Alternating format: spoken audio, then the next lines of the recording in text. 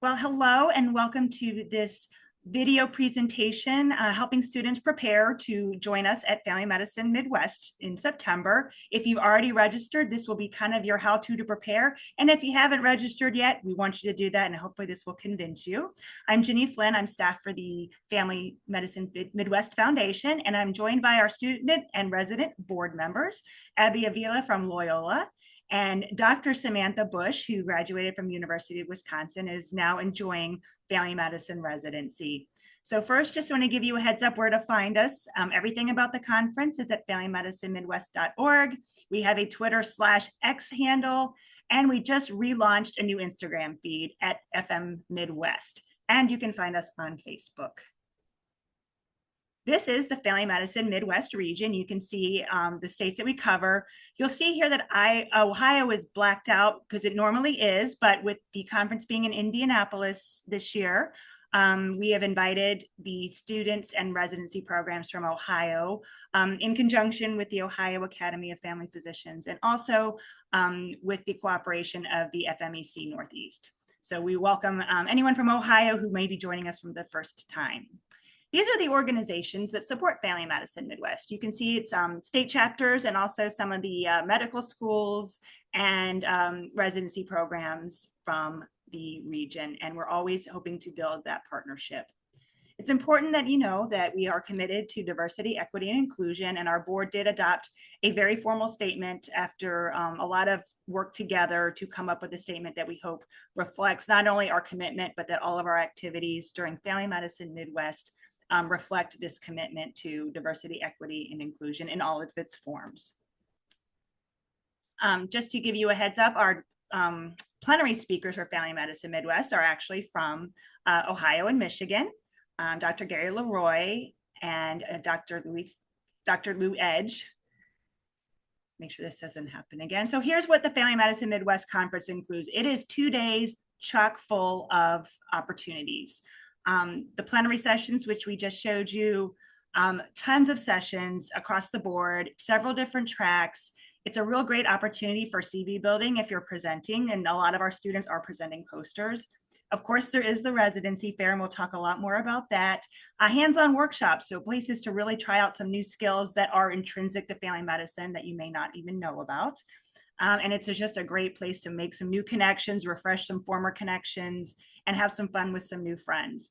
So Abby and Dr. Bush, can you talk a little bit about just the importance of the overall conference itself?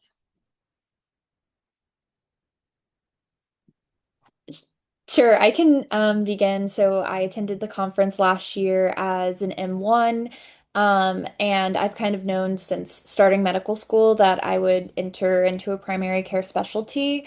But going to this conference really gave me a great idea of the, again, diversity and scope of family medicine.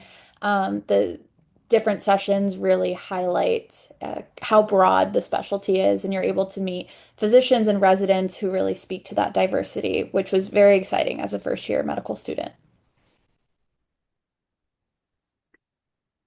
And then coming from a resident point of view and taking a look back at my prior experiences. So I've been to Family Medicine Midwest a couple times, both as a medical student, and I get to go again this year as a resident. But just looking back on my experiences in medical school, it was actually the first time I had ever presented a poster more like regionally and outside of my medical school. And so it was a really nice, more smaller space to share my research ideas with and with people who are super engaged, in addition to being able to meet a ton of different residency programs throughout the region as well and start to really, figure out what are the things that I was looking for in a residency program, or even what are the things that I might be interested in family medicine in general. So more to come. Much more to come. Speaking of those hands-on workshops, here's just a preview of some of the ones that are on the schedule for 2026. Osteopathic, 2 different osteopathic workshops, a dermoscopy, and then punch, shave, and excisional biopsy. So definitely some ways to try out some things and build some confidence. The poster sessions we have 3 of them, so there's lots of great opportunities. Can both of you talk about just the interaction that goes on in poster sessions and how those are so different than sitting in a session, for example. Yes, I can chat about this a little bit. So usually the poster sessions you have, either one to sometimes like eight people surrounding you. Usually it's a little bit on like the 1 to 2 to 3 people. And it's really your time to shine and be able to really showcase all the things that you have been working really hard on over the last year or a couple years on your research project. And it's just a really nice way to also like show a different part of yourself other than just like talking about medicine all the time and getting more into like statistics and other research and the other part about like why this research is important. So it's always really fun to finally talk to people maybe outside of your state who are going through similar things. And just going off of that, I'm planning on presenting at this upcoming conference, and I'm really looking forward to the opportunity to speak to other people regionally. I haven't done that before, and again, it'll be nice to just talk about my interests, kind of adjacent to medicine. My project is focusing on social and political impacts of primary care right now, so I'm really looking forward to that opportunity. So glad you mentioned it because I was going to ask you about it. So thank you for slipping that in there. For those of you who might be presenting a poster, there are 3 different sessions. And so these are the location, and just if you know when you need to be there, when you need to set up, just remember actually bring your poster. We have sessions all weekend long. So the advantages are really ways to interact all weekend long. The residency fair is quick and it's busy, and meanwhile, you have all these sessions where you will see faculty, you will have residents presenting sessions, you'll have students presenting sessions or posters. There's a lot of interaction that can happen all weekend long, and just a way to learn and also be memorable yourself. So I would definitely recommend, and I'll ask each of you to chime in on this about just ways that you found attending the sessions, not only benefiting you from your knowledge point of view, but just in the interactions that come from those sessions. So I remember, I think one of my favorite sessions was a workshop I attended, and it was learning how to place an IUD, and I was preclinical at the time, zero clinical experience really, and this was really a great opportunity to learn something new and to also kind of bond with other family physicians. There were several family physicians in the room who were just practicing, some were mentoring residents who were trying for the first time. And then I was paired with a couple of physicians who were kind of walking me through the procedure. And it was honestly a really great experience, just again, learning something hands-on and also kind of having that first exposure and experience being mentored by a physician.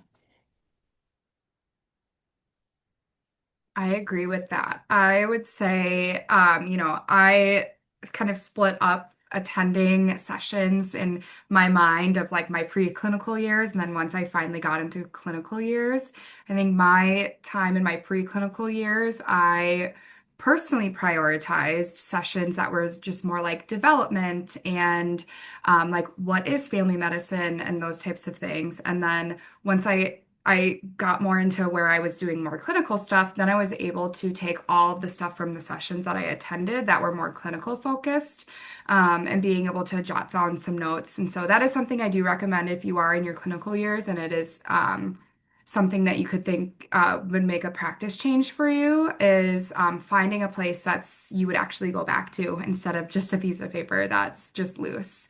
So that is one of the biggest things. And honestly, just taking some time before the conference and looking at what sessions are available and really helping yourself map them out ahead of time can save you a lot of time rather than the day of trying to scramble and figure out where you want to go. Once the conference starts, it moves fast. So I think that's excellent advice to kind of think ahead. And when we talk about the conference app, that's the perfect way to do that. So, okay, let's get into the residency fair. It's the biggest event. It's the last event of the weekend. We are really excited to have over 60 different family medicine residency programs, all from the Midwest, all under one roof, and it's going to be a very busy roof, a very packed roof.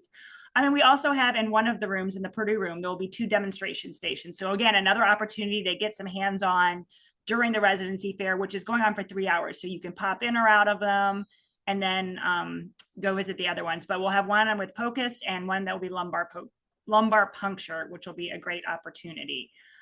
As I mentioned, there's going to be over 60 programs. We're going to typically group them by state.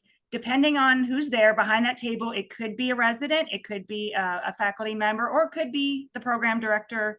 So, make sure you introduce yourself and take note of who you're talking to. And you can see the entire list of all the programs at our website under the Residency Fair tab. So let's talk about preparation. Both of you have done this at least once, and some more than once. So talk about how you prepare and start that conversation, and make sure that you either hit the right note or find a way to make a good impression. Yeah, I've done this a lot. And now you'll be on the other end of it this year Yes, too. exactly. So I think one of the biggest things is when you finally get up there, just take a really big deep breath. I think that is the first thing you really need to do, and just really ground yourself. I would also, in my mind, help split up in this if like you're in your more preclinical years and you're more just exploring what family medicine is. I would say this is still a very strong and unique opportunity to get your feet wet and start talking to programs and get more comfortable talking to them. So I highly recommend that you still do the residency fair, even if it feels really far away. But then especially, if it's crunch time and you're like, oh my goodness, I'm gonna have to start applying for the match and really dwindling down my programs. I would take some time as well before the conference, figure out what your top like 15, that might even be too much. At least prioritize your list of places that you want to stop and then have your good spiel. Just tell like who you are, what medical school you went to, and like what it is that you're really looking for, like specifically in a program. Like, I'm super interested in OB or I'm super interested in academic medicine. And really, the conversation will just continue to flow from there. And I'll let Abby tell her the rest. Yeah, I think so this will be the first year I'm attending as a clinical student. I'm slowly getting closer to the residency application. Um, and I think something I wish I had done previously that I will do for this upcoming conference is like you mentioned, looking at the specific programs that I know I want to speak to ahead of time. And I think also, I know with a lot of programs in the Midwest, they offer like very specific tracks that I'm interested in. So it's always great to kind of go in with a question about something that's like very particular to that program. So after you give your spiel, you can, talk about maybe a little bit of that research you did into their program and ask them about, that specific thing that you're interested in. And again, I think it would be helpful if you have the time to kind of prepare that before you go into the conference so that you're not scrambling right up to the residency fair.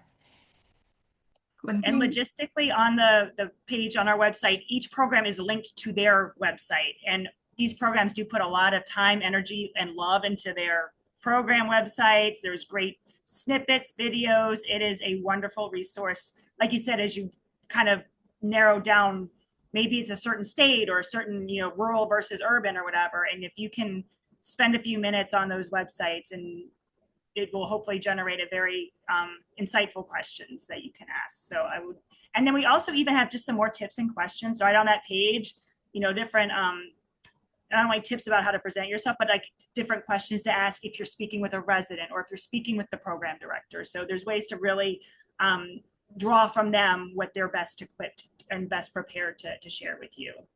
One thing I do want to say, Jenny, Yeah. as well, just regarding that is also, I know you're gonna like come up with your list of programs, but also don't keep yourself closed off.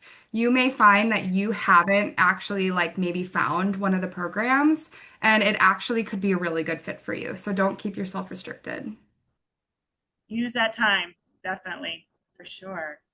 And then I had just a couple of quick little quotes from two of our past students that have been there before, Abby being one, and then Shannon being one who went to Family Medicine Midwest and matched into Advocate Illinois Masonic in Chicago, which we're really excited about. She's a UIC student.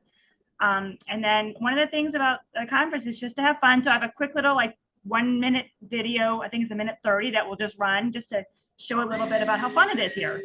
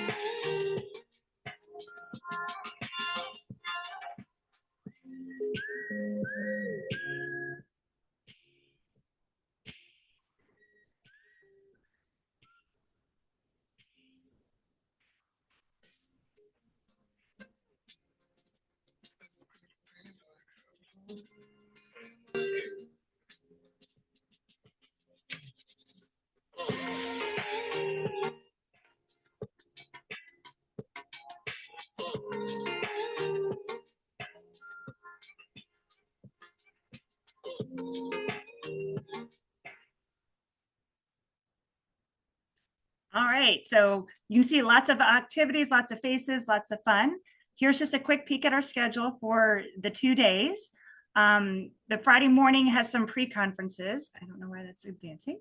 And then the plenary starts at 4 p.m. That's our opening plenary, but there's education sessions all afternoon long. We're having a porch party on the Friday afternoon, early evening, and then Saturday is get going, and we are all day long, sessions and posters, and then we'll finish off with the residency fair to cap it off. As I mentioned, there is an app that will be ready after you register.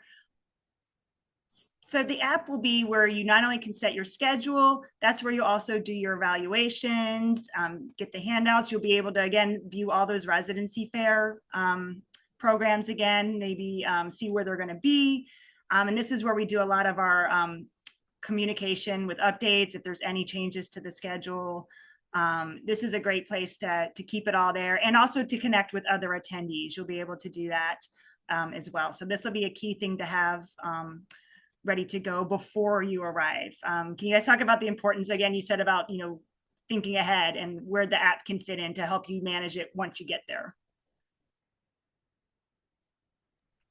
Yeah, again, just like we've mentioned, there are so many sessions and the conference moves very fast. So it's in your best interest to sit down and look at the different sessions and workshops that you want to attend. Also, because several sessions are going to be overlapping, so you'll need to kind of pick and choose, what you want to plan for the day. And the app is a great way to stay organized. I agree. And keep the notification tab on, or allow notifications, so that when there's a big conference notification that gets sent out, you get that as well. Absolutely. Okay.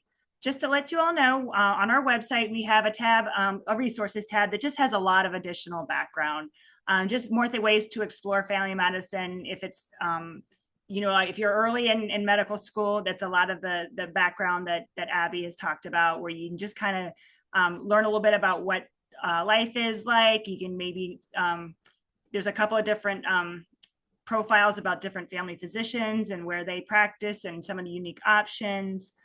And then we also have a little bit more on becoming a family physician, just even things about, the business of healthcare, just again, more like deep dive kind of things that can really, give you a little bit more global perspective on family medicine and its fit into our healthcare system. This is just some of the background housekeeping kind of things that will be in the emails you receive as well before you arrive. But about parking, how to dress. It's business casual. It is a weekend, so be presentable but comfortable, and definitely good shoes. And then definitely be flexible in your time. Take advantage of it. Jump on opportunities to make friends and make connections. And as I think both Abby and Dr. Bush have covered, there's really different things and ways to approach the conference depending on what year you're in. There is something for everybody. And I'm going to hit you guys with a couple of last questions.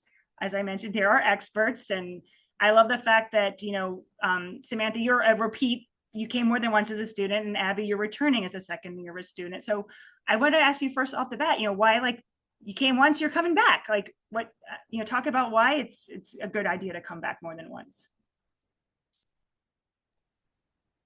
I think it's all about, attending a conference, is all about making connections. And that's probably one of my favorite parts about attending conferences. You're not only making connections with other people across your region, but you're also kind of, just making connections to like back into your practice. Sometimes we get a little just like feeling a little burnt out or feeling a little tired of like doing the same thing over and over. But a lot of times these conferences can really be rejuvenating and help you kind of fall in love with family medicine again. So just keep yourself open to all of the things that come with the conference. And I think, especially as previously being a preclinical student, the conference is a great way to kind of speak to the physicians that you aren't really getting to chat with at, that point in your education. And it's a nice reminder, um, why you are doing what you're doing at that point. Sometimes preclinical years can feel a little overwhelming when you're focusing on just the sciences, right, and just the basics. And so the conference is a great way to speak to people who were once in your shoes and are now doing the work that you hope to do. And Abby, you also mentioned that you're also coming back as a presenter. So there's a way to, be in the audience one year and then come back and be on the other side of the speaker podium. All right. So once you arrive at the conference, questions, problems, there's always someone at the registration desk. And whether it's staff, we will also have some of our board members, pop in for a shift now and then. So if you even have questions about leadership opportunities in Family Medicine Midwest, I know Abby and Dr. Bush would be happy to talk to you about that while you're there. After the meeting, we'll ask you to submit the conference evaluation through the app. That feedback is so important to us as we plan for the next year. And you'll hear from us throughout the year. We hope you'll stay in touch and keep us on your list. Things you can do to stay connected to family medicine once you leave Family Medicine Midwest, certainly through your FMIGs at your medical schools. Abby is at Loyola, and Dr. Bush was at University of Wisconsin and still is. But they're always, a great source of information. And then also, and maybe some of you did some of these on your own when you were still in medical school. Did you attend any of like the virtual online events that some of the residency programs would hold just to kind of stay in the loop? Definitely. Excellent. Definitely wish you do it. And then, follow, we're on social media, and the programs that you resonated with, or even other friends you made, or speakers, just check those social media feeds and stay in touch. Okay, so I have just a couple final questions to wrap up, and I want to make sure that we, first of all, thank you so much for your time today to do this education prep pre-briefing for Family Medicine Midwest. Do you remember like the first random conversation you had with somebody at Family Medicine Midwest? Do you remember like somebody that you would have never met elsewhere?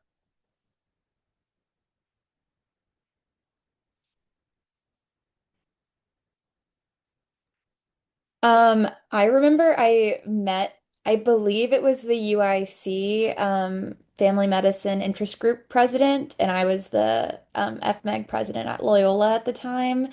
And I guess there is a world in which we would have connected elsewhere, but it was really fun to meet him. We were partnered at an education session, and we were able to both share the ideas we had for the upcoming academic year, and, kind of bounce some ideas off of each other about what we planned.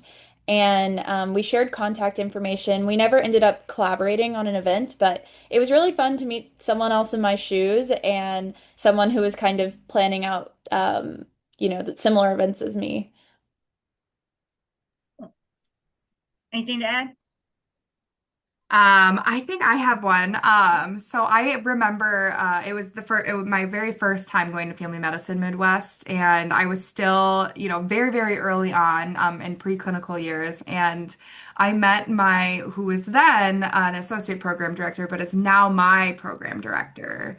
And it was nice to have that like first initial like hello and just have been getting to know each other ever since. And so it's really nice to be able to like have had that where we now have these experiences of like going to a conference kind of together, not really together, but just seeing my own program there. And eventually you'll probably see your own once you get there. Absolutely. So how did you guys decide like which education sessions to attend? Like what was your driving line of thought?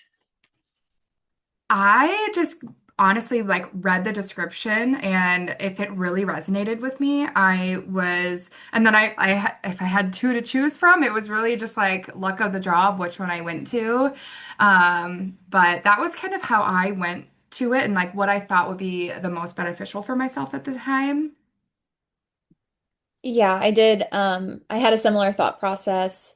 I remember for the workshop I attended, I was a little nervous just because I was preclinical and it was a hands-on workshop, but they still invited medical students to come. So, my only advice with that would be read the descriptions, but also don't be scared, to join a session if it sounds like it might be something out of your range or comfort zone. The sessions and workshops are intended for you to learn. Excellent advice. Okay, what would you recommend? So the conference ends and you go back home and you like unpack. Like, what do you suggest they unpack? Like educationally, like the residency program, swag bag, brochures. Like, do you have any like tips on just like how to like just unpack it, not only physically but mentally when you get back after such a whirlwind weekend? I would say, especially if you're in your later kind of clinical years, keep your notes somewhere about programs, about sessions that you attended. I think, like I talked about, like if you think it's going to make a practice change, you should jot it down in a place that you would actually go to. So I think that's kind of all that I have. Abby, anything? Yeah, I remember I came home and I looked through the brochures, but I think I could have spent a little more time reflecting on some of the conversations because honestly right now, I can only remember a few programs and I know I spoke to at least 10 programs last year. So it would be very helpful to keep your thoughts, write them down and keep them organized, keep them somewhere so that you can look back on your notes as you move forward through your clinical years because all of the information is relevant and can help you. Excellent. All right, last question. Just any final thoughts or words of advice before we let you go? I think just have fun. It's also a low stakes environment. When you're in your clinical years, you're working with your attendings and you're wanting to make good impressions, and there's kind of all of these external pressures. But at this conference, really, everything is set up here for you to take advantage of and learn from the physicians and residents and mentors present. So take advantage of that and have fun.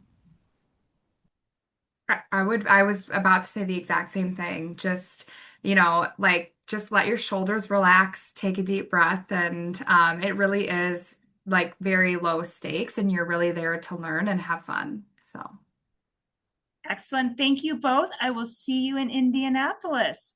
Looking forward to it.